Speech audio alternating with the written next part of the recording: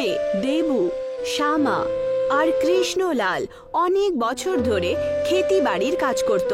এদের সবার কাছে নিজের নিজের পুরনো ক্ষেত ছিল। সমস্ত কৃষকরা প্রতি বছর নিজের ক্ষেতে ফলানো ফসল দিয়েই পরবর্তী ফসলের জন্য বীজ জমা করত। আর এইবার একটা কোম্পানি এই গ্রামে চলে আসে, যেটা কৃষকদের জন্য অনেকগুলো নতুন যোজনা নিয়ে আসে।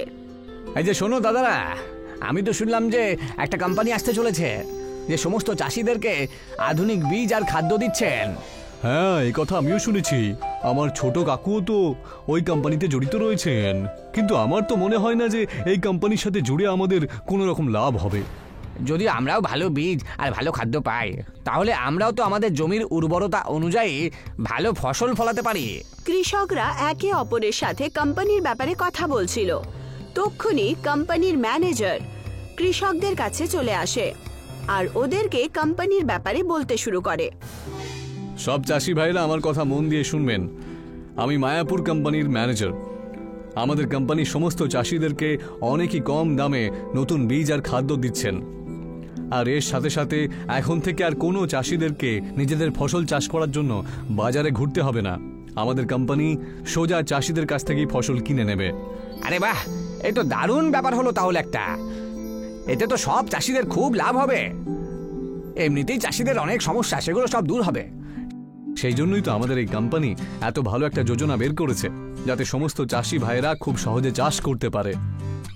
সমস্ত কৃষকরা ম্যানেজারের কথা শুনে প্রচন্ড প্রভাবিত হয়, আর ওরা সবাই তাড়াতাড়ি মায়াপুরি কোম্পানির সাথে জোড়ার জন্য বিচার করতে শুরু করে। সমস্ত কৃষকরা পরের দিনই নিজের ক্ষেতের পেপার নিয়ে কোম্পানির ভেতরে চলে যায়, আর কোম্পানি সমস্ত কৃষকদের সাথে একটা এগ্রিমেন্ট সাইন করে। তোমাদের সবাইকে অভিনন্দন। আজকের পর থেকে তোমরা সবাই আমাদের এই কোম্পানির সদস্য। আজকের পর থেকে তোমাদের যা যা সমস্যা হবে সেই সব আমরা মিলেমিশে ঠিক করব, বুঝতে পেরেছো? হ্যাঁ হ্যাঁ, কেন নয়। এখন থেকে তো আমরা একই পরিবারের সদস্য। আমাদের যখনই কোনো রকম কোনো সমস্যা হবে আপনার কাছে চলে আসব। এখন থেকে সমস্ত কৃষকরা প্রত্যেক ফসলের বীজ মায়াপুরি কোম্পানি থেকেই নিতে শুরু করে। তার সাথেই ফসলের হিসেবে আলাদা আলাদা রকমের খাদ্য কোম্পানি দিতে শুরু করে। যখন সবার ফসল রেডি হয়ে যায়, তখন কোম্পানির একটা লোক প্রত্যেক কৃষকের সাথে তার খেতে যেত আর তার ফসলের হিসাব করে তাকে টাকা পয়সা দিত। দেখুন বাবু, এবারে আমার ফসল খুবই ভালো হয়েছে। আরে এই সব কিছু আমাদের মায়াপুরি কোম্পানির বীজ আর খাদ্যের লাভ, বুঝেছেন? এমনিতে আপনারা অনেক পরিশ্রম করেছেন। সে আপনি যাই বলুন, আমাদের সবই খুব ভালো হয়েছে। আমাদের মতন চাষিদের থেকে এর থেকে ভালো আর কি হতে পারে। আচ্ছা, তাহলে আমি চললাম। আচ্ছা হ্যাঁ, এই সব ফসল এক্ষুনি কোম্পানির গোডাউনে তোমরা পৌঁছে দাও। ঠিক আছে বাবু, আমরা সব ফসল এক্ষুনি পৌঁছে দেব, ঠিক আছে? দেবু আর বাকি কৃষকরা ম্যানেজার থেকে টাকা নেয় আর সমস্ত ফসল কোম্পানির গোদামে জমা করিয়ে দেয়। এইভাবেই এখন সমস্ত কৃষকরা কোম্পানির জন্য কাজ করতে শুরু করে। কিন্তু তাড়াতাড়ি কোম্পানির সত্যিটা সামনে চলে আসে আর কোম্পানি কৃষকদের দামি টাকায় বীজ আর খাদ দিতে শুরু করে। বাবু, বীজের দাম তো দিনের পর দিন বাড়িয়ে দিচ্ছেন। এত দামে তো আপনি আমাদের কাছ থেকে ফসলই কিনেছিলেন। আরে কিনতে চাইলে কেন, না হলে জমি পড়ে থাকতে দাও, ঠিক আছে? দাম বেড়ে গেছে জিনিসের, এখন থেকে বীজের দাম এতই থাকবে। তাদের ক্ষেত শুকিয়ে যাওয়ার ভয়ে সমস্ত কৃষকরা উঁচু দামে বীজ কিনে নেয়, আর তার সাথেই কোম্পানি এখন খাদও দামি রেটে দিতে শুরু করে। আর যখন ফসল কেনার সময় আসে, তখন কৃষকরা তাদের ফসলের খুব কম দাম পায়। এটা কিন্তু আমাদের সাথে একেবারেই ঠিক হচ্ছে না, বলে রাখলাম। আমরা আমাদের সমস্ত পয়সা চাষ করতেই লাগিয়ে দিলাম, আর এখন আমাদের এই ফসল এত সস্তায় বিক্রি করতে হচ্ছে। যদি এরকম হয় তাহলে আমরা আমাদের ফসল নিজেরা গিয়ে বাজারে বিক্রি করব। তোমরা এরকমটা করতে পারো না, কারণ তোমরা কোম্পানির সাথে এগ্রিমেন্ট সাইন করেছো। কারণ এখন থেকে শুধুমাত্র তোমরা আমাদের কোম্পানিতেই তোমাদের ফসল বিক্রি করতে পারবে। তোমরা সবাই এই এগ্রিমেন্টে নিজেদের সই করেছো, বুঝেছো? তোমরা যদি আমাদের ফসল বিক্রি না করো, তাহলে তোমাদের সবাইকে জেলে যেতে হবে, মনে রেখো। সমস্ত কৃষকরা মায়াপুরি কোম্পানির জালে ফেঁসে যায়, আর তাদের থেকে বাঁচার জন্য দেবু আর বাকি কৃষকরা একটা প্ল্যান বানায়। সমস্ত কৃষকরা এইবার নিজের সমস্ত ক্ষেতে শুধু আখের চাষ করে, যার কারণে ম্যানেজার খুব রাগ করে। এই তোমরা কি সবাই পাগল হয়ে গেলে নাকি? এই আখ দিয়ে আমাদের কোম্পানি কি করবে এখন? এগুলোকে পচতে দাও এইভাবে। আমরা জানি এই আখ দিয়ে আমরা কি করব। এই চলো তো তোমরা নিজেদের কাজে লেগে পড়ো। সমস্ত কৃষকরা নিজেদের ক্ষেত থেকে আখ কেটে নেয় আর তাদের দিয়ে একটা পাঠশালা বানিয়ে দেয়, আর সমস্ত বাচ্চাদেরকে সেই পাঠশালায় পড়াশোনা করার জন্য ডাকে। এই যে খোকারা, আমার কথা মন দিয়ে শোনো। তোমরা সবাই আমাদের তৈরি করা পাঠশালাতে পড়াশোনা করতে চলে এসো, যাতে পড়াশোনা করে তোমরা ভালো চাকরি করতে পারে, যাতে তোমরা পড়াশোনা জানো না বলে কেউ বোকা না বানাতে পারে, বুঝেছো? দেবু গ্রামের একটা লেখাপড়া জানা মহিলা রাধা দেবীর কাছে বাচ্চাদেরকে পড়াতে বলে। দেখো মা, আমরা সবাই চাষিরা তো নিজেদের চাষ করে করেই জীবনটা কাটিয়ে দিয়েছি, কিন্তু এখন আমরা চাই না যে আমাদের বাচ্চারাও আমাদেরই মতনই অশিক্ষিত থাকুক, আর অশিক্ষিত থাকার কারণে লোকেরা ওদেরকে ঠকিয়ে নিক। আর সেই জন্য আমরা আখের পাঠশালা তৈরি করেছি, যাতে বাচ্চা পড়াশোনা করতে পারে। তোমার সাথে এরকম কি হলো যে তোমাকে আখের পাঠশালা বানাতে হলো? আমরা মায়াপুরি কোম্পানির একটা এগ্রিমেন্টে না পড়েই আমাদের আঙুলে ছাপ দিয়ে দিয়েছি। অন্য কাউকে আমরা ফসল বিক্রি করতে পারবো না, আর এইটা নিয়েই কোম্পানি আমাদের সুযোগ নিচ্ছে। এটা তো সত্যি তোমাদের সাথে খুব অন্যায় হয়েছে। যদি তোমরা একটুও লেখাপড়া জানতে, তাহলে হয়তো তোমাদেরকে এই বিপদে ফাঁসতেই হতো না। এটাই তো আমাদের দুর্ভাগ্য বোন, কিন্তু আমি চাই না এটা অন্য কারোর সাথে আবার হোক। সেই জন্য তোমার সাহায্যের দরকার আমার। ঠিক আছে, আমি কাল থেকেই বাচ্চাদেরকে স্কুলে পড়াতে যাব।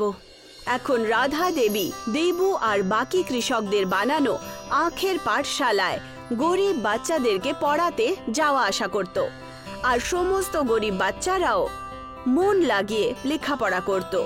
দেখতে দেখতেই সমস্ত বাচ্চারা লেখাপড়া করে কাবিল হয়ে ওঠে। কেউ টিচার হয়ে উঠল, কেউ ডাক্তার, আর কেউ উকিল। নমস্কার কাকু, কেমন আছো তুমি? নমস্কার মা, তুমি কে? আমি তো তোমাকে চিনতে পারলাম না। আমার নাম বিদ্যা, আমি একটা উকিল। আরে বাহ বাহ, খুব ভালো কথা। আচ্ছা বলো তো, এই বুড়ো তোমাকে কি সাহায্য করতে পারবে?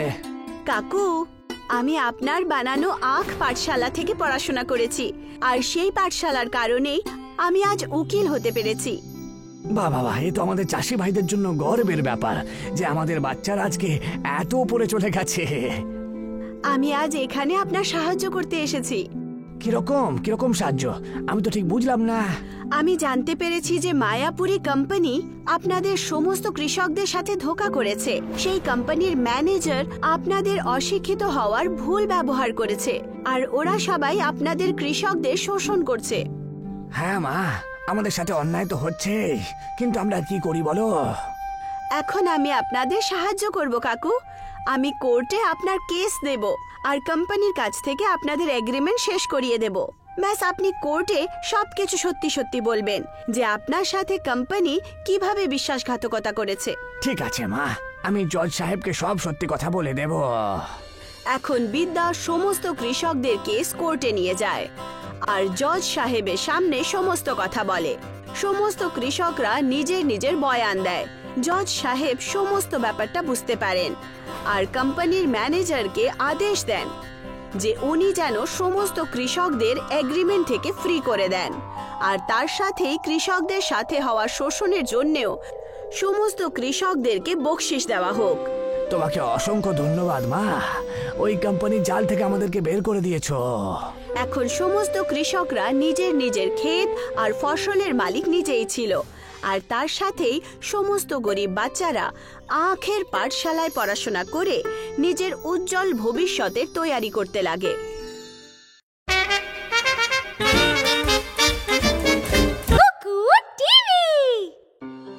নাগপুরের একটি ছোট্ট গ্রামে হর্ষ থাকত।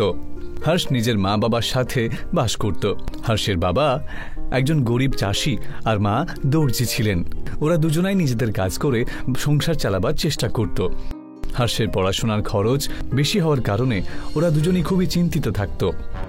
আমি আমার হর্ষের জন্য খুব চিন্তা করছি, ওর লেখাপড়ার। হর্ষ এখন বড় হয়ে উঠেছে, আর যদি আমরা ওকে স্কুলে অ্যাডমিশন না দিই তাহলে মুশকিল কিন্তু বেড়েই যাবে। আরে আমি আমার মতন চেষ্টা তো করছি, কিন্তু আমাদের হর্ষ পড়াশোনা তো খুবই ভালো, খুবই বুদ্ধিমান। এখন থেকেই তো ও গুণ ভাগ আর ইংরেজিও পড়তে শিখে গেছে। কালকে সকালেই আমরা ওকে নিয়ে গিয়ে একটা বড় বিদ্যালয়ে ভর্তি করব। লেখো, ও খুব খুশি হবে। হর্ষকে নিয়ে সকালবেলায় কুসুম আর রামনারায়ণ একটা বড় বিদ্যালয়ে গিয়ে পৌঁছয়। রামনারায়ণ ওখানকার সৌন্দর্য দেখে অবাক হয়ে যায়। মা, আমি কি এই স্কুলে পড়বো? হ্যাঁ সোনা, তুমি এই স্কুলেই পড়বে। এখানে পড়াশোনা করে বড় লোক হবে আর এইভাবেই অনেকগুলো স্কুল বানাবে। আমি খুবই থতমত খাচ্ছি, বুঝলে। আমাদের আবার বেশি টাকা না দিতে হয়। আরে তুমি চলো তো, ওখানে গিয়ে দেখা তো যাক। ওখানে যেই যায়, গেটের সামনে দাঁড়িয়ে থাকা দারোয়ান ওদের আটকে দেয়। এই দাঁড়াও, কোথায় যাচ্ছ তোমরা? কারোর অনুমতি ছাড়া? আসলে ব্যাপারটা হলো, আমি আমার ছেলেকে এই বিদ্যালয়তে ভর্তি করাতে চাই। ভর্তি করাবে? আর সেটাও এখানে? তোমার সত্যি সাহস আছে বটে, হ্যাঁ? আরে এখানে শুধু বড় লোকের ছেলেরা ভর্তি হয়। তোমাকে দেখে তো মনে হচ্ছে যে তুমি কোনো আবর্জনা পরিষ্কার করো। আরে এইসব আপনি কি আজে বাজে কথা বলছেন? আমার ছেলে পড়াশোনায় খুবই ভালো, বুঝেছেন? দয়া করে আমাদেরকে ভেতরে যেতে দিন, আমাদেরকে অপমান করবেন না। এই, আমি তোমাদেরকে বললাম না, যাও এখান থেকে, নাহলে এক্ষুনি এই ডান্ডা দিয়ে তোমাদের শায়েস্তা করবো। হ্যাঁ, বুঝতে পেরেছো? দারোয়ান যখন ওদেরকে তাড়িয়ে দিচ্ছিল, তখনই সেখানে বিদ্যালয়ের একজন মাস্টার চলে আসে আর রামনারায়ণ আর তার পরিবারের দশা দেখে বলতে শুরু করে, দারোয়ান, আমি তোমাকে কতবার বলেছি না যে মানুষের সাথে এইভাবে কথা বলবে না? যাও এখান থেকে, নিজের কাজ করো গিয়ে, আমি দেখে নিচ্ছি। আপনারা সবাই আমার সাথে মুখ্য অধ্যাপকের রুমে চলুন। তারপর ওরা সবাই মিলে মুখ্য অধ্যাপকের অফিসে যায়। আগে ম্যাডাম, ওরা নিজেদের বাচ্চাকে আমাদের বিদ্যালয়ে ভর্তি করাতে নিয়ে এসেছে, সেই জন্য আমি ওদেরকে ভেতরে নিয়ে এলাম। বাচ্চাটা পড়াশোনাতে খুবই ভালো। বলুন, কি ব্যাপার? আপনারা এই স্কুলের নামটা জানেন কি? এটা দীনদয়াল স্কুল। এটা অনেক বড় কনভেন্ট স্কুল। ইংরেজদের মতো চলাফেরা আমরা শিখাই এখানে, যাতে ওদের মধ্যে অনুশাসন আসে। আমরা আমাদের বাচ্চার মধ্যে এই সমস্ত গুণই দেখতে চাই, আর তার জন্য আমরা যত টাকা লাগবে সব দিতে রাজি আছি। রামনারায়ণের এই কথা শোনার পরে প্রিন্সিপাল আর ওই মাস্টারের কথা লোভে একেবারে চকচক করে ওঠে। তখন মাস্টার প্রিন্সিপালকে বলে, এরা গরিব হতে পারে ঠিকই, তবে এরা কিন্তু খুবই অসহায় দেখছি। আমরা কিন্তু এই সুযোগটা নিতেই পারি। নিজেদের বাচ্চাকে পড়ানোর জন্য এরা সমস্ত টাকা দিয়ে দিতে পারে। যদি বলেন আপনি, তাহলে এদের থেকে বেশি টাকা নিয়ে নেব। এটাও কোনো বলার কথা হলো? এদের থেকে টাকা পেয়েই তো আমার আর আমার বাচ্চাদের পরিবার হাসি খুশি থাকবে। যত লোটা যায় লুটে নাও। আমাদের বিদ্যালয়তে 25,000-এ ভর্তি করা হয়, আমি ওদেরকে 50,000 বলছি। আপনি শুধু হ্যাঁ বলে দেবেন। রামনারায়ণ বাবু, 50,000 টাকা দিয়ে দাও আমাদেরকে, আর তোমার বাচ্চাকে এই স্কুলে ভর্তি করিয়ে দাও, ঠিক আছে? মালিক, এত টাকা কোত্থেকে আনবো আমি? একটু কি সময় পাওয়া যেতে পারে? দেখো, যদি নিচের বাচ্চার ভবিষ্যতে সুরক্ষা চাও, তাহলে অ্যাডমিশন নিয়ে নাও, নয়তো আমাদের সময় নষ্ট করো না। চলে যাও, যখন পয়সা হবে না তখন এসো। রামনারায়ণ আর কুসুম আর হর্ষ ওখান থেকে উদাস হয়ে বাড়ি চলে যায়। বাবা, আমার বয়সের সমস্ত বাচ্চারা স্কুলে যায় ভালো ভালো টিফিন নিয়ে। আমি কবে যাব? তুমি অবশ্যই যাবে বাবা, একটু সময় দাও আমাকে। আমি হর্ষের জন্য খুব চিন্তা করছি গো। 50,000 টাকা আমরা কোত্থেকে আনবো? নিজের বাচ্চাকে পড়াশোনা করানোর জন্য আমি সব কিছু করতে পারি। আমরা কেন না গিয়ে গ্রামে রামু কাকার সাহায্য নিই? গ্রামে সবচেয়ে পুরনো আর লেখাপড়া জানা তো উনি আমাদের সাহায্য নিশ্চয়ই করবেন। রামনারায়ণ আর কুসুম রামু কাকার বাড়িতে যায় আর ওনাকে সব সমস্যার কথা খুলে বলে। তখন রামু কাকা তাদেরকে বলে, তুমি তোমার বাচ্চাকে আমাদের গ্রামের বিদ্যালয়ে কেন পড়াচ্ছ না? আমাদের গ্রামে বিদ্যালয় আছেই কোথায়? গ্রামে কোনো ভালো শিক্ষা দিতে পারবে না কেউ, সেই জন্যই তো আমি ওকে অন্য গ্রামে শহরের বিদ্যালয়ে দিতে চাইছি। তোমরা দুজন আমার সাথে চলো, আমাদের গ্রামেরই একটা জিনিস তোমাদের দেখাবো। রামু কাকা ওদেরকে জঙ্গলের রাস্তার মধ্যে দিয়ে একটা গুহায় নিয়ে যায়। তারপর বলে, এই গুহার ভেতরে যাও, তুমি সব জানতে পারবে। যেই কুসুম আর রামনারায়ণ ওই গুহার ভেতরে যায়, একটা অন্য জগতে ওরা পৌঁছে যায় তখনই। আর ওদের সামনে একটা বিশাল বড় পাঠশালা চলে আসে, যেটা পুরো সোনার হয়। আর ওই পাঠশালাতে সোনার ঘণ্টা থাকে, সোনার ব্ল্যাকবোর্ড, সোনার বেঞ্চ, যেখানে বসে সব বাচ্চারা পড়াশোনা করছিল। এই সব কিছু দেখার পরে কুসুম আর রামনারায়ণ অবাক হয়ে যায়, আর রামু কাকাকে জিজ্ঞাসা করে, এসব কি করে হতে পারে? আমাদের গ্রামে সোনার পাঠশালা কি করে হতে পারে? আর এটা গুপ্ত কেন? আর তখনই রামু কাকা ওদেরকে সব কথা খুলে বলে। ইংরেজদের ভয়ের কারণে এই স্কুলটা আমাদের পূর্ব বংশের লোকেরা এখানে তৈরি করেছিল, যাতে আমরা আমাদের সংস্কৃতি আর ভাবনা চিন্তাকে ভুলে না যাই। আমার বাবা তো এই বিদ্যালয়ের শিক্ষক ছিলেন। একদিন ওনাকে ইংরেজরা ধরে ফেলেন। তোমরা 2 পয়সার লোক আমাদের মতন স্কুল খুলছো? তোমাকে আমি ছাড়বো না। কিন্তু আমরা তোমার কি ক্ষতি করেছি? তোমার বাচ্চাকে পড়াশোনা করিয়ে আমাদের থেকে বেশি উন্নতি করতে চাও, এটা আমরা কখনো হতে দিতে পারি না। আমাদের থেকে তোমরা কি চাও বলো তো? কি করব আমরা? পুরো নাগপুর গ্রামে যত সোনা আছে আমাদের কাছে এনে দাও, আর তোমার এই নোংরা স্কুলটা বন্ধ করে তুমি এখান থেকে চলে যাও। আমি এই সোনা তোমাকে কখনো দেব না। সব সোনা নিয়ে আমি জঙ্গলের গুহাতে গিয়ে লুকিয়ে পড়বো আর একটা নিজের জগৎ বানাবো। হ্যাঁ, আর সেই সময় থেকে এখনো পর্যন্ত আমরা নাগবাসীরা ওই সোনার স্কুলটাকে গোপন ভাবেই চালাচ্ছি। হে ভগবান, তাহলে আসল কথা এটা যে আপনি আমার বাচ্চাদেরকেও এই সোনার স্কুলে অ্যাডমিশন দেবেন? দয়া করুন রামু কাকা, আমার বাচ্চাকে শিক্ষিত করে তুলতেই হবে। আমি তোমার ছেলেকে তখনই এই বিদ্যালয়ে ঢুকতে দেব যখন তুমি শহরের বিদ্যালয়ের মুখোশটা খুলে দেবে। ওই বিদ্যালয় আমাদের গ্রামের অনেক লোককে ঠকিয়েছে, এটা তোমাকে করতেই হবে। আমরা অবশ্যই এটা করব, ওদেরকে আমি শাস্তি দেবই দেব। এর জন্য আমাদেরকে একটা প্রমাণ দিতে হবে। তুমি সেসব চিন্তা করো না। ওরা যত টাকা তোমাদের থেকে চেয়েছে তত টাকা তোমরা নিয়ে যাও।